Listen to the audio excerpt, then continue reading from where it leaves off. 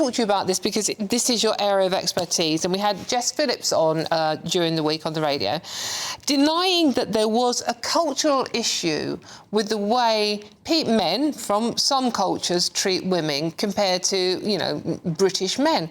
She said that wasn't a thing. When we're talking about rape and sexual assault, she said it's just men. So what do you make of that? Is there a cultural issue about many of the men, migrants, coming into this country and their attitudes towards women and girls? Thank you so much, Dawn, for having me. I think the impression that has been allowed to take root in our society that all cultures are equal is a farce. It should be debunked. It should be confronted. It should be challenged. Now, I'm not saying that there aren't problems with violence against women in our society. Rather, we as a society denounce misogyny and disapprove any justification for any form of violence against women. Nonetheless, some cultures are inherently misogynistic, with misogyny being valued and codified as the rule of law in these societies. And Afghanistan is one of those countries where violence against women has been socially and legally accepted as a norm. Jess Phillips, the UK's safeguarding minister, struggles to condemn misogyny when it involves men from migrant backgrounds. This is very obvious. And it is the suggestion that has been put forward that all cultures are somehow misogynistic, which is again is a farce. The way she struggled to give a convincing answer to a legitimate question is reprehensible. Now let's put things into a context. Afghan women are no longer allowed to speak in public. Reading aloud and singing are strictly prohibited. Women and girls have been denied the right to education, to go to work. They are forced to cover themselves from head to toe. Every new decree or policy regarding women's position in society is merely the extension of the years' onslaught against women's and girls' rights. If you're a US resident, let's face it, things feel uncertain right now. America's national debt, over $36 trillion and climbing. Inflation, still eating away at your savings. And the dollar, down nearly 8% this year, with more countries walking away from it. Meanwhile, the markets, one day they're up, the next day, trillions gone in a blink. So it's no surprise people are asking, where can I actually put my money and sleep at night? That's why more investors are turning to gold and silver. Gold's up over 24% this year, smashing records and soaring past $3,300 an ounce. And some analysts say we could see $6,000 gold before the end of Trump's term. And silver, it's heating up fast, driven by demand in tech, solar and defence. Some analysts say it could double in value this year. If you've been thinking about moving part of your IRA or 401k into gold or silver, tax and penalty free, our friends at Priority Gold make it simple. They're endorsed by Rich Dad's Robert Kiyosaki, ranked #1 by Forbes and Financial Services Review, and trusted by thousands of everyday Americans. Right now, GB News viewers can get a free wealth preservation guide from Priority Gold. It shows you exactly how to add real gold and silver to your IRA or 401k tax and penalty free. Step-by-step plain English, no pressure, just smart information you can act on. Just scan the QR code, click the link in the description below, or if you're a US resident, text WEALTH to 24999. That's WEALTH to 24999 and claim your free guide today. The price of gold can go down as well as up. Past performance does not indicate future performance. Only invest what you can afford.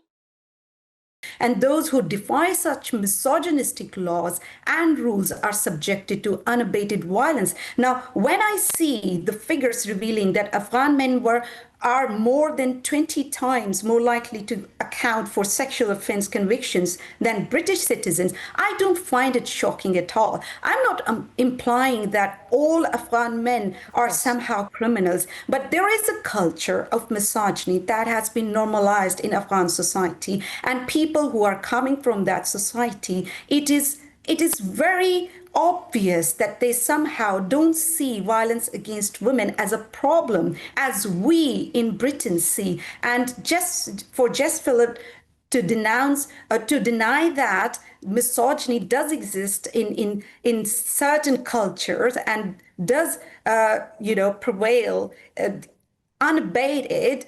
It's reprehensible and appalling. Khadija, why do you think we do this? Why do you think Jess Phillips, did you say she's the safeguarding minister for women and girls? Why do you think she's denying what you know to be a fact, and many of us do? And even Baroness Casey in her report said it was a fact.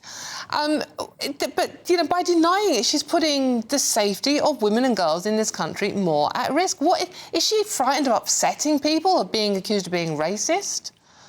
This is British multiculturalism that has gone wrong. This is unhinged political correctness that has gone wrong. We see that multiculturalism has been co-opted and distorted. It has become all about being politically correct, or putting caveats on the facts, or just brushing the facts under the carpet just to appease certain section of the society, or for the vote bank politics. And this is what we are seeing at play at this moment, when Jess Phillips blatantly deny the existence of misogyny as a norm in certain cultures. And I think it's not only putting girls and women in mainstream society at risk, but also in these communities, in these closed communities, women and girls are at the risk of being abused or sexually abused, because the misogyny is not seen as a crime in certain section of these communities. So I think overall, we are putting all women and girls at the risk of being abused and sexually abused because certain politicians, they are very much keen on appeasing, fundamentalist views on women's rights in certain section of our society. And Khadija, just briefly, how worried are you for the future? Can you see this situation getting worse? Dawn, I have seen that people who want to talk about integration, because we have a problem when it comes to integration. We have this issue that we are grappling with as a society. People who want to discuss these issues, they have been silenced. They have been labeled as racist and Islamophobe. I think this is just another lamentable aspect of our current predicament. It's the failure of these torchbearer of human rights and women's rights, just like Jess Phillips, who, whether unwittingly or deliberately, push people into toxic forms of politics.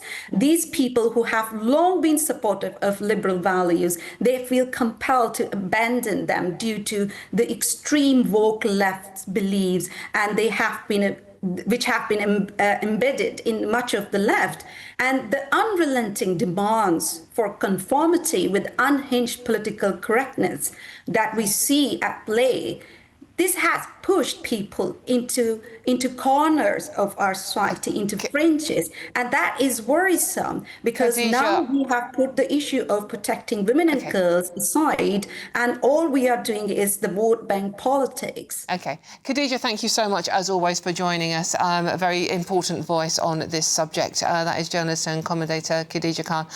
Okay, now a brief recap of the breaking news this morning. There are reports that at least 30 people have been injured after a vehicle ploughed into a crowd in Los Angeles. An eyewitness at the scene spoke to press earlier. Let's have a listen. I live over here and I heard the gunshot, looked out, saw the guy crash into me, ran over, as soon as I could see.